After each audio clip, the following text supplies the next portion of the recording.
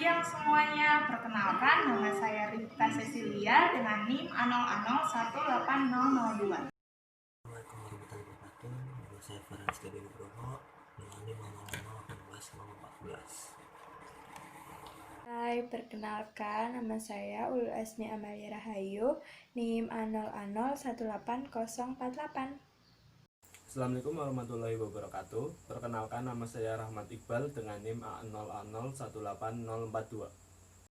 Perkenalkan, nama saya Umar Husni, NIM A0A01872. Perkenalkan, nama saya Milada Fitri Nurahmatin, NIM A0A01870.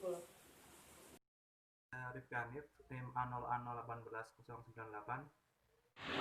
Assalamualaikum warahmatullahi wabarakatuh. Om Swastiastu, Nama Budaya. Perkenalkan, nama saya Ibnu Rohim, NIM A0A018088, program studi D3 Agrobisnis. Nah, setelah tahu anggota kelompok kita siapa aja, kita bakal nayangin video kompilasi keadaan cuaca seperti suhu, angin, dan kelembapan pada beberapa lingkungan daerah di Indonesia. Nama saya Ripka Cecilia, saya bertempat tinggal di Perumahan Cibarusa Indah, Blok C11, nomor 23. Saya akan menjelaskan mengenai keadaan udara di sekitar tempat tinggal saya. Saya menggunakan hygrometer online untuk mengukur keadaan udara.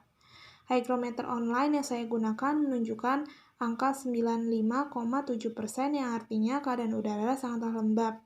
Hal ini dapat ditunjukkan hygrometer apabila angka persentase yang didapat atau keadaan udara yang didapat semakin tinggi, maka akan kelembaban udara semakin tinggi. Oleh karena itu, di sini juga saya akan menerangkan dan juga menjelaskan mengenai keadaan udara sebelum dan sesudah menghadapi wabah corona ini.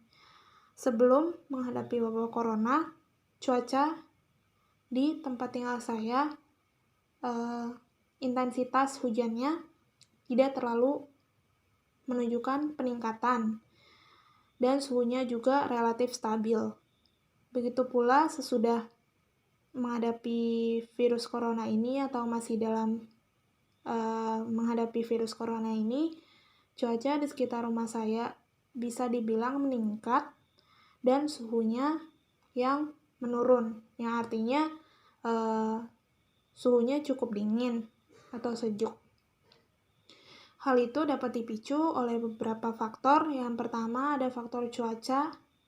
Saat ini di tempat tinggal saya itu cuacanya meningkat intensitas hujannya dan suhunya yang tidak terlalu panas ataupun dingin. Dan kedua ada faktor tanaman, di mana di depan rumah saya atau tempat tinggal saya ini terdapat berbagai banyak pohon dan juga tanaman hias. Hal itu juga bisa memicu adanya keadaan udara yang lembab dan sejuk ini.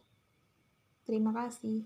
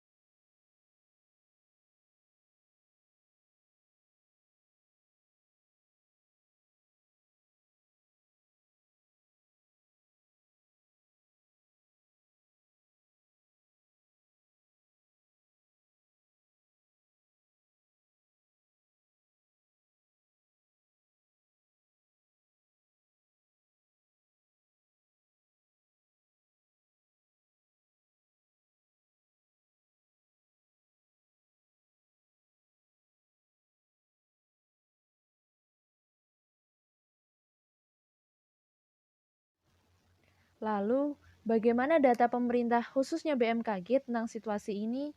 Dan kira-kira apa sih kesimpulannya? Yuk, mari kita lihat. Kondisi langit Jakarta tampak cerah dan berwarna biru sejak awal pekan ini.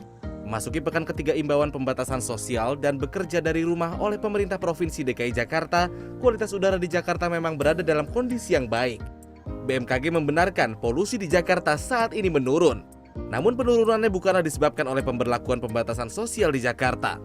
Menurut BMKG, dampak work from home belum terlalu efektif terhadap peningkatan kualitas udara. Kondisi ini lebih disebabkan Jakarta berada pada musim hujan sehingga mampu membersihkan udara atau rain washer. Lagi perlu diketahui oleh masyarakat bahwa kondisi kualitas udara ini didukung dengan adanya hujan yang tadi malam sehingga fungsi hujan sebagai pencuci. Satu itu. Yang kedua, kondisi cuacanya cerah hingga berawan. Menurut Komite Penghapusan Bensin bertimbal kepada cnnindonesia.com, baiknya kondisi udara di Jakarta memang biasa terjadi di awal-awal tahun. Namun seiring mulai berkurangnya curah hujan pada April, maka kualitas udara berlangsung memburuk hingga Oktober atau November. Udara merupakan gas yang terdapat di permukaan bumi yang tidak tampak oleh mata, tidak berbau, dan tidak ada rasanya.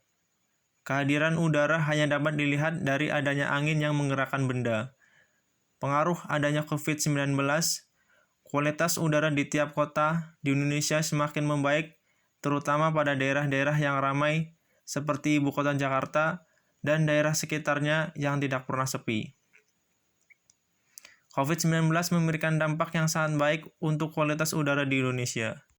Selama COVID-19, panas bumi yang diakibatkan oleh mesin-mesin industri seketika berhenti total, sehingga pemanasan global pun berkurang. Kondisi lapisan ozon juga semakin membaik karena terhentinya produksi zat perusak ozon atau yang disebut dengan ODS.